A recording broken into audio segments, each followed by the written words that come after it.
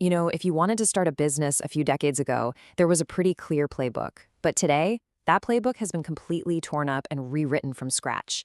And the reason for that is technology. It has fundamentally changed everything: how companies are born, how they run, and how they grow. So let's just dive right into this entrepreneurial revolution. It really all comes down to this one question, right? What does it actually take to launch a business in today's world?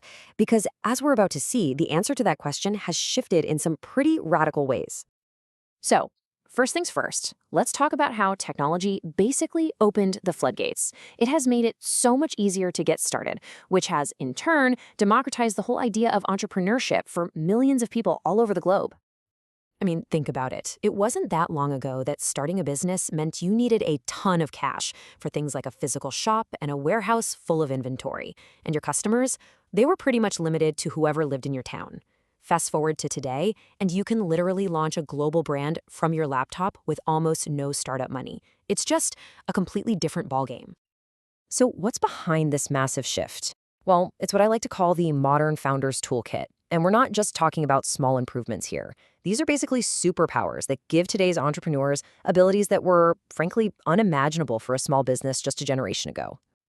Okay, first up, artificial intelligence, or AI. The best way to think about AI is as the ultimate force multiplier. It can handle all those tedious, repetitive tasks, scheduling social media posts, answering basic customer questions. This frees up the founders to actually focus on the big picture stuff.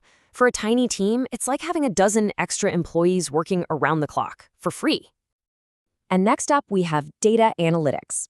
Now, if AI is the engine, data is the compass that tells you where to go. It lets you truly understand what your customers are doing, what they like and what they don't.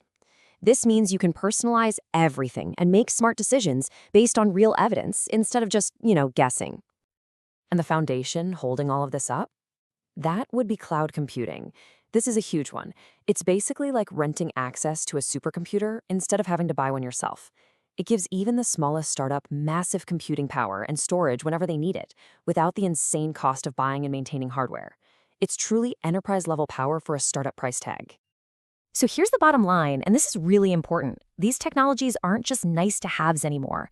They are the core competitive advantage in today's market. Your ability to really use these tools can absolutely make or break your entire business. And if you want to see a real-world example of this in action, just look at Indonesia. You have these huge platforms, Bukalapak and Tokopedia. They use this exact digital toolkit we're talking about to give millions of tiny local businesses the power to sell to customers all across the country. I mean, talk about transformative. But it's not all sunshine and rainbows. Of course not. There's another side to this coin. This incredible new digital world has also created a whole new set of challenges that every single modern entrepreneur has to deal with.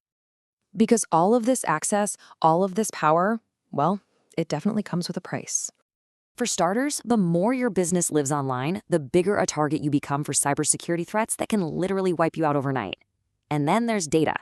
Handling customer information comes with a huge responsibility and a whole web of privacy laws that are really complex. And on top of all that, because it's so easy to start, you're not just competing with the shop down the street anymore. You're competing with everyone everywhere, which means there's this constant, relentless pressure to keep innovating. Okay, so you've got these incredible opportunities on one hand, and these pretty serious new challenges on the other. So what does the path to success actually look like in this digital age? How do you navigate it all?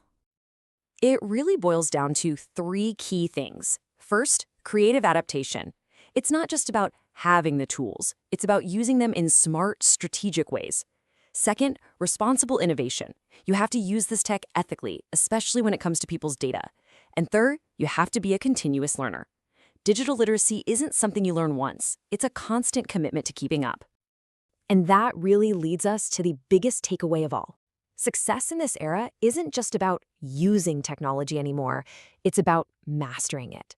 It's about understanding it so deeply that you can weave it into the very fabric of your business to create real, lasting value. So, as we wrap this up, I'll just leave you with this one thought to chew on. We've seen how technology has completely remade the world of entrepreneurship. The big question now is, what's it going to create next? Thanks so much for tuning in.